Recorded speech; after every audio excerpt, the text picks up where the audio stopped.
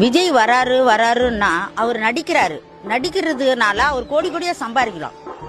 அவர் எம்ஜிஆர் அப்படிதான் இருந்தாரு, கோடி கோடியா சம்பாதிச்சாரு, மக்களுக்காக தான் வந்தாரு. மக்களுக்கு புதுசா வந்தாதான், பழையாலே வந்தா என்ன ஆகும், நாடு உருப்படல.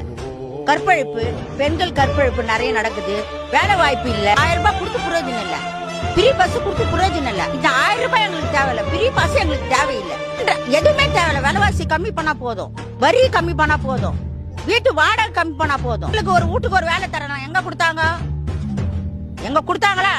1000 ரூபாய் எங்களுக்கு தேவையில்லைப்பா, ஃப்ரீ பாஸ் எங்களுக்கு தேவையில்லை, விலைவாசியை கம்மி பண்ண சொல்லு, ஒரு சான்ஸ் கொடுப்போம், மக்கள் கொடுத்ததான் நல்லது, புரியுதா? அதே எம்ஜிஆர் நடிச்சுன்னு தான் இருக்காரு, அண்ணா கூப்பிட்டாருல, அண்ணா கூப்பிட்டாரு பார்த்தா வற்புறுத்தி யோசனை பண்ணி அதே மாதிரிதான் இவர் சிந்தனை பண்ணி வந்துக்கிறாரு.